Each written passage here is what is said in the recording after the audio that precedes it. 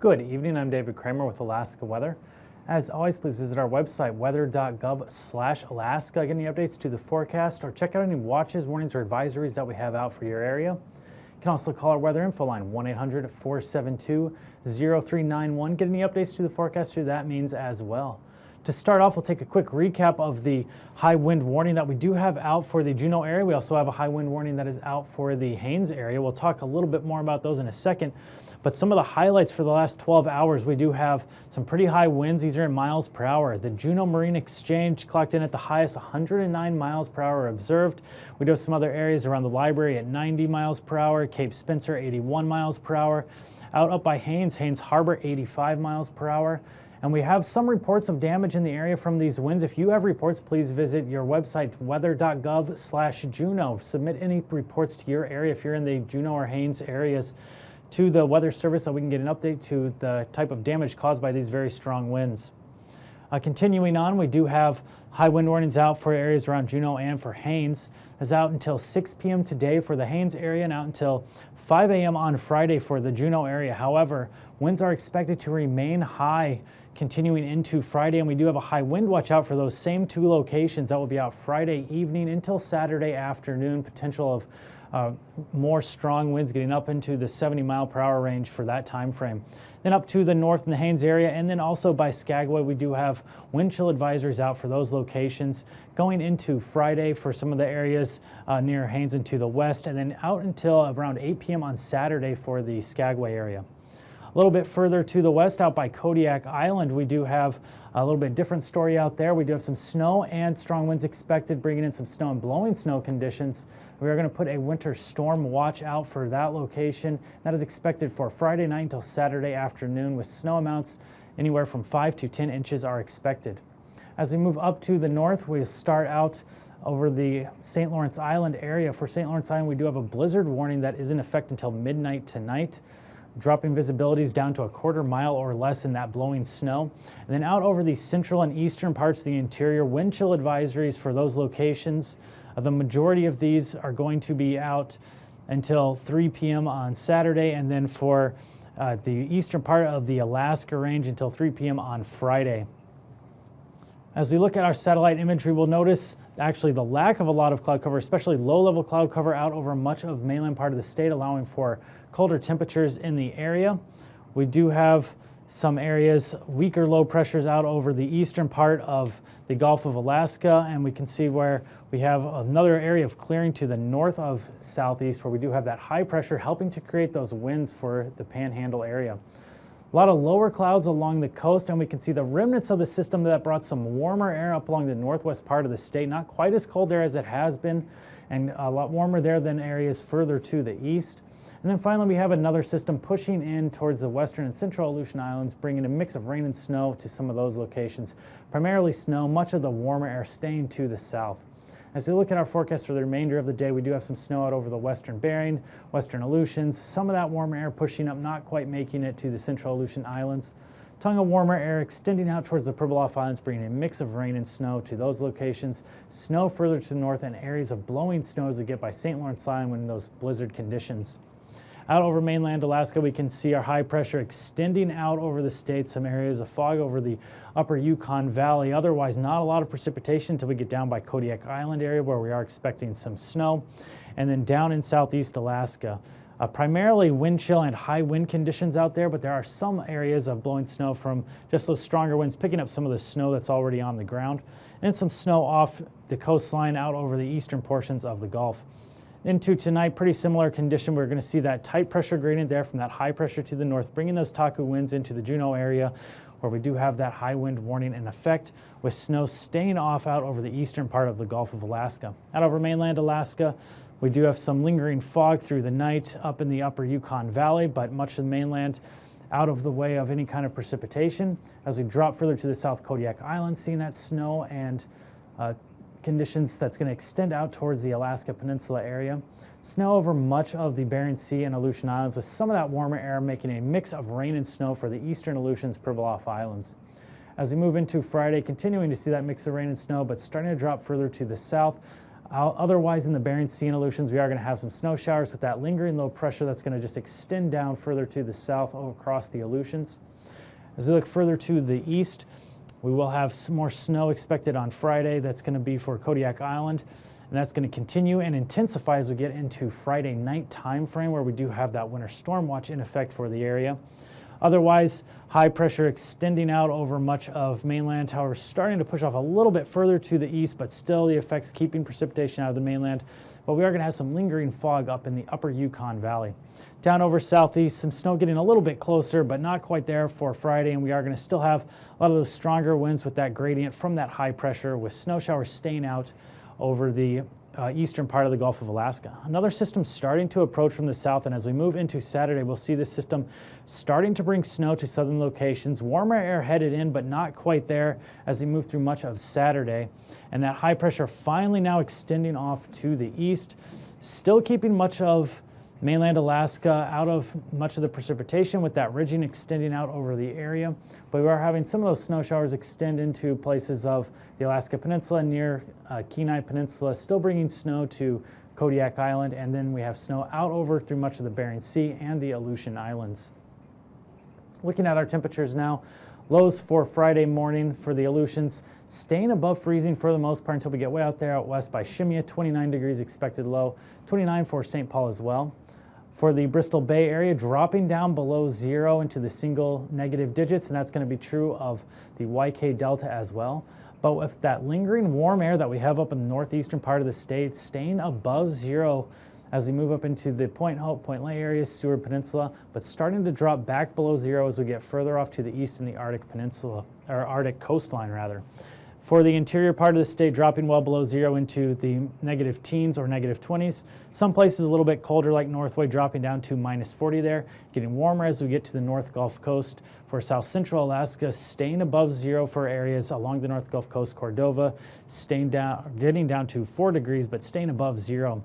Single digits for much of the Panhandle are expected. Sitka a little bit warmer, only dropping down to 11 for Friday morning. High temperatures for Friday afternoon, getting up into the teens for most locations in the Panhandle. Yakutat a little bit warmer, 22 degrees expected high. Getting above zero for locations all around South Central, with the exception of the Copper River Basin, where Glen Allen will only get up to negative 18 for Friday afternoon. Staying below zero for the interior, with Northway remaining the coldest spot for many locations at minus 31. However, we do have Fort Yukon staying a little bit colder there, minus 34, and then up along the Arctic coastline, above zero for the most part, most locations staying in the single digits. Then as we drop down to the Seward Peninsula, single digits expected there as well. Gamble getting up to 19 degrees. And then as we look at the YK Delta, one of the colder places along the west coast, staying below zero into the teens for much of Bristol Bay area, and into the mid-30s for much of the Aleutians and Alaska Peninsula. For Saturday morning, we are going to drop down right around freezing for many of the Aleutian Islands areas. Single digits for the Bristol Bay area, dropping into the negative numbers for the YK Delta area, and that's going to continue up along the coastline. However, that northwest corner is still going to be a little bit warmer there. Getting into the negative numbers for much of the interior, with Northway down to minus 41, coldest for Saturday morning. Positive numbers above zero for the North Gulf coastline, and dropping down into the teens for much of the Panhandle. For Saturday afternoon, getting into the 20s for the Panhandle, colder as we get further to the north, into the teens along North Gulf Coast. Negative numbers for much of the interior part of the state, single digits along the Arctic coastline. And now, aviation weather around Alaska. For aviation, we'll start off with our flying weather. Down in the part of the Bering Sea and Aleutian Islands, we do have widespread MVFR and IFR conditions for much of those central locations. Moving out to the Alaska Peninsula, some MVFR, IFR conditions there as well. But over mainland Alaska, VFR conditions are expected for almost all places, with the exception of way up north along the northwest corner by Point Hope area. And we do have some MVFR conditions just off the shores of the southeast Alaska. Friday afternoon, not much change. VFR conditions for the Panhandle extending up into the southern part of the mainland as well. However, we do have some of those MVFR and IFR conditions approaching southern portions of the Kenai Peninsula and through Kodiak Island. Rest of mainland Alaska should be VFR through Friday afternoon, with MVFR and IFR conditions expected for the Bering Sea, Aleutian Islands, and Alaska Peninsula, especially on that Pacific side. So we move into Saturday morning, VFR conditions expected for much of the Bering and Aleutians and for the Alaska Peninsula as well. However, some of those IFR conditions are diminishing in Saturday morning. IFR and MVFR conditions in the western portions of the Gulf extending up into southern parts of Kenai Peninsula. Mainland Alaska expected to remain VFR Saturday morning. And then over Panhandle area, we do have VFR conditions expected with the potential for some MVFR conditions in the very southern portions. As we move into Saturday afternoon, those MVFR conditions extending further to the north, spreading further to the inside waters and more central locations of the Panhandle.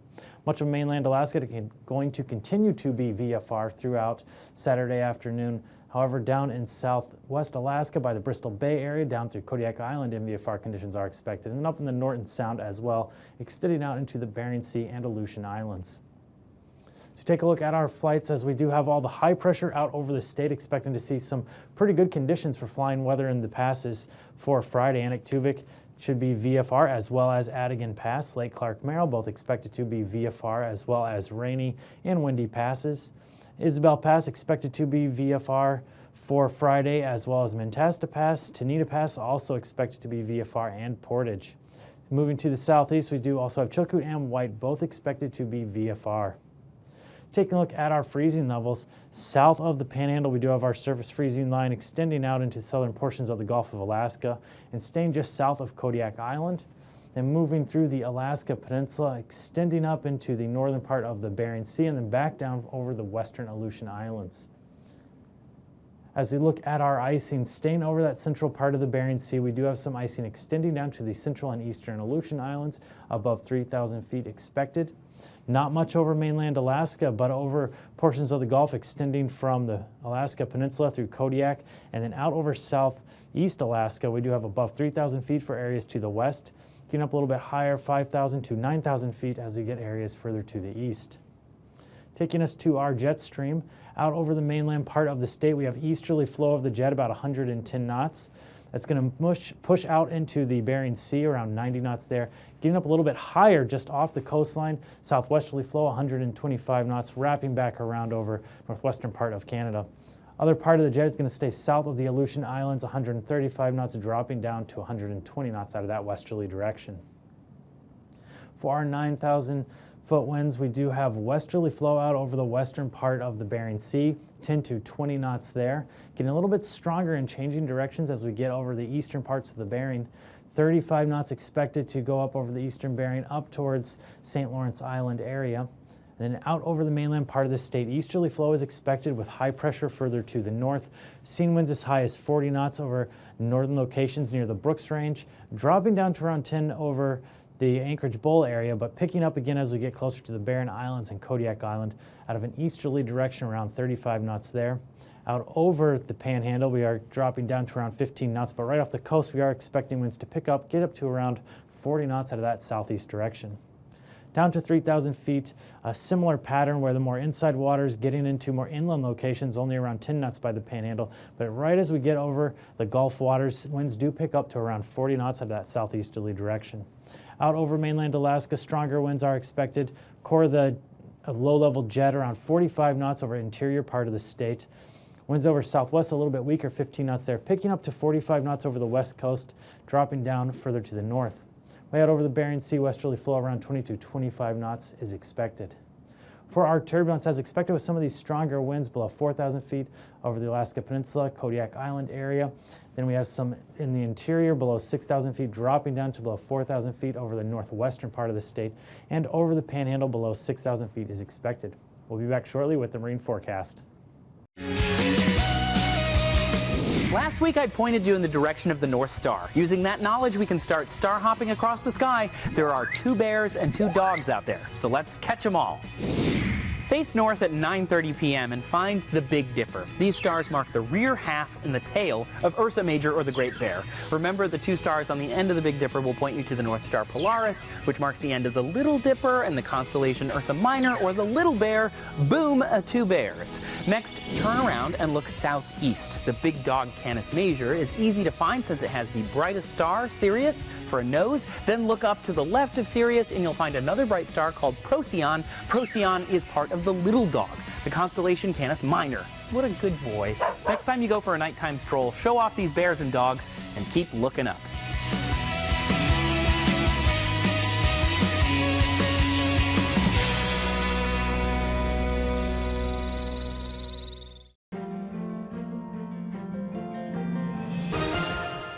welcome to another edition of Alaska Weather Facts. I'm meteorologist Dave Snider, and joining us once again is our good friend Eric Stevens from GINA, the Geographic Information Network of Alaska. Thanks again for joining us, Eric. We really appreciate it, as always. Happy to be here, Dave. Thanks. And, you know, we're going to ask you some more satellite questions here, but, you know, Okay. since you're a regular guest, we're going to give you a riddle this time, kind of a trick start to the show. Okay. How do you see a polar bear in a snowstorm? Sounds like a challenging question because Okay. the polar bear is white and the snowstorm's white. Yeah. How do you do that? Well, in the world of satellite meteorology, you couldn't, because the spatial resolution of this instrument that we're going to talk about today has 375 meters resolution, and even the most well-fed polar bear will not be 375 meters across. I'm okay with that. Yeah, you wouldn't want to run into such a No, that'd be a creature, bad day. would you? In the satellite meteorology world, the equivalent would be, how do you tell the difference between clouds and then an area that has no clouds but's covered by snow, Right. a piece of ocean that has no clouds but has sea ice? Ah. All three of these are white. The Right. snow, the clouds, the sea ice, it's all white. So how, using satellite data, can you tell someone where the clouds are and where the clear areas are? This is important for aviators. Mariners want to know, in the ocean there, this white stuff, is that sea ice or is that just a cloud? Right. How do we tell the difference?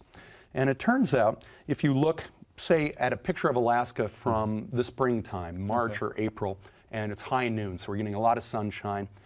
If you were riding on a satellite with your human eye, look down, everything's white. Right. And we've got a picture of Alaska from early April, and we're seeing some of the lower elevations in south central Alaska are melting out, getting some brown ground there, but otherwise there's a whole lot of white on the image. What areas are cloudy, but what areas are clear and covered by snow or ice? Okay. It turns out that if we leave the visible spectrum behind a little bit.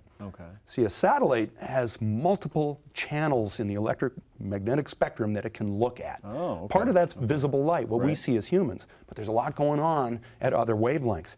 If we add in something that's called near infrared, what we couldn't quite see, but we're getting into that infrared territory, there's a magical property that we can exploit. Secrets to find. Okay. Oh yeah, this is actually powerful and almost magical, that at a slightly longer wavelength, when the sun shines down on Alaska and then it bounces off back to the satellite, at that near infrared wavelength, it turns out that snow and ice will absorb that wavelength, but liquid water, like liquid droplets in a cloud, will reflect it back.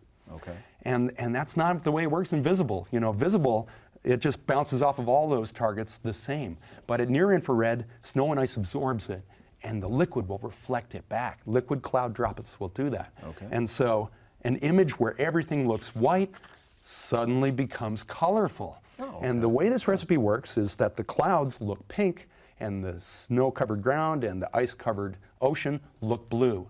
Suddenly now, we're able to see the polar bear in the snowstorm. We're able to see where the clouds are and where the snow is and where the ice is.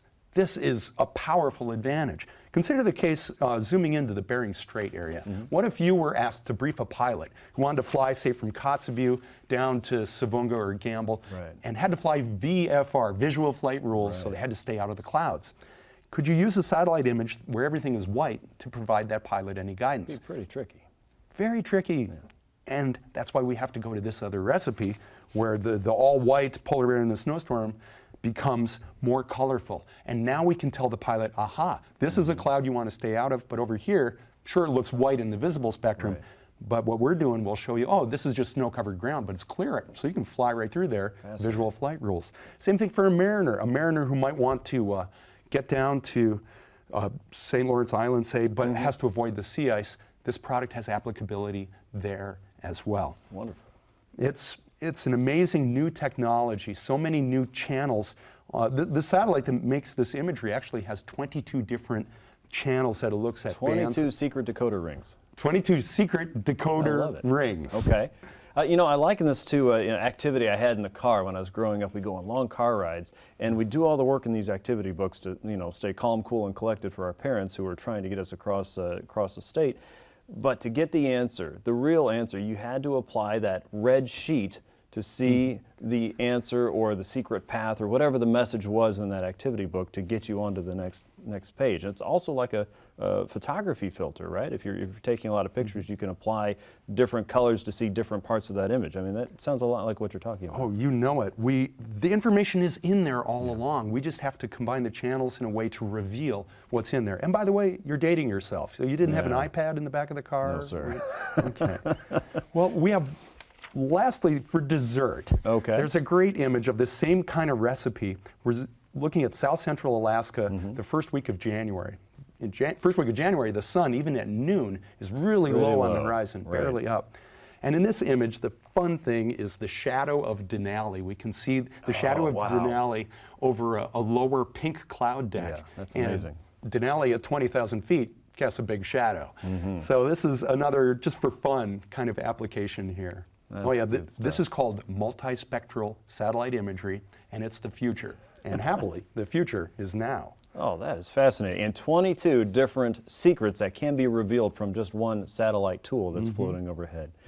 Eric, thanks so much for joining us again. We can't wait to have you back and telling us more secrets of satellite technology that are passing over us every single day and many times a day over Alaska and helping us all the way in many different parts of our lives. So thanks so much for joining us again. Well, happy to be here. All right. And thank you for staying with us. We'll be back with a little more weather here in just a few minutes. And of course, we'll have more Alaska weather facts anytime online.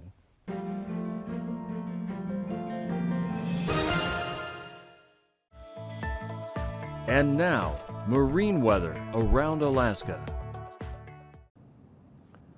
Welcome back to Alaska weather. Let's take a look at the marine forecast starting with the sea ice conditions. As you can see, the pack ice is slowly retreating northeastward.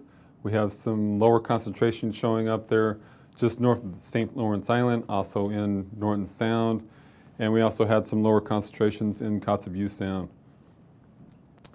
Marines forecast for southeast on Friday, looking at strong northerly winds continuing, gusts of 35 there with very cold winds, and in the inside waters, heavy freezing spray from the Lynn Canal and Stevens Passage through Friday, and small craft advisories out on Friday for the southern inside waters. Out along the Gulf Coast, we're looking at 25 to 35 knots from the east with seas as high as 13 feet. Saturday forecast, again, strong northerly winds, likely storm force winds across the Lynn Canal with seas as high as 13 feet. And the central inside waters looking at, again, northerly winds from 35 knots, 25 knots of the southern part of that area.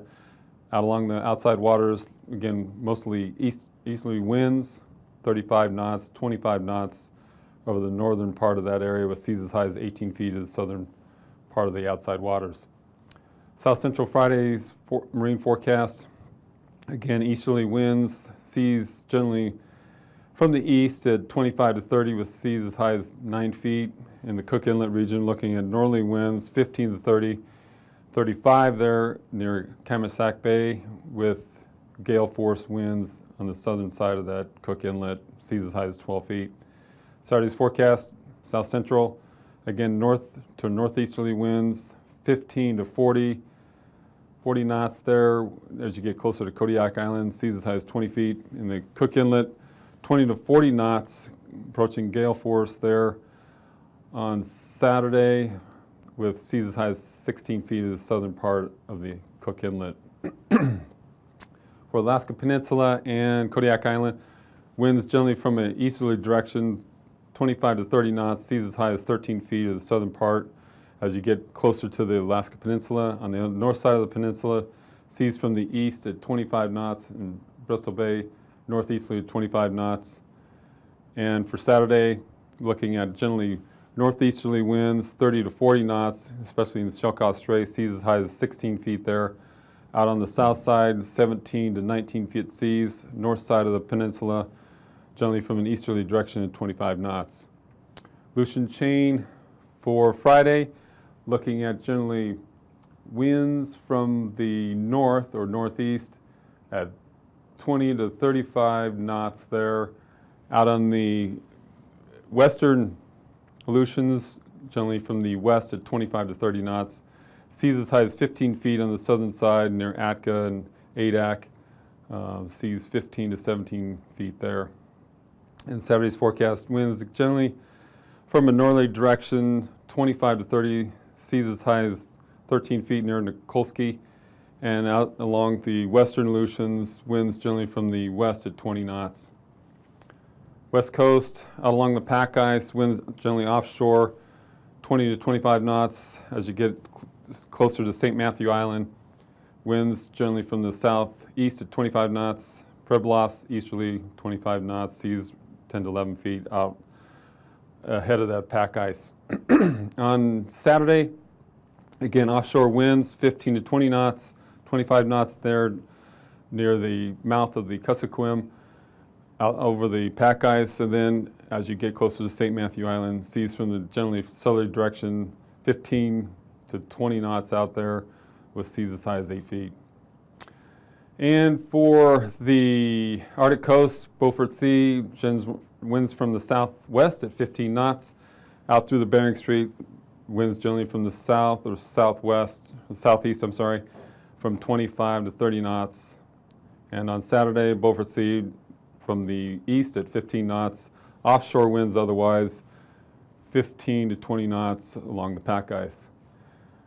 Tonight's weather, high pressure continues over the mainland with ice fog in that area, strong winds through much of southeast, snow showers just offshore with mixed precipitation down along the Alaska Peninsula. This has been Eric Holloway with the National Weather Service. Thank you. These forecasts are for planning purposes only. Call 1-800-WX-BRIEF for a formal pre-flight briefing. Always file a flight plan before you go flying. The U.S. Coast Guard Auxiliary urges you to leave a float plan with a friend or the harbor master before you go boating.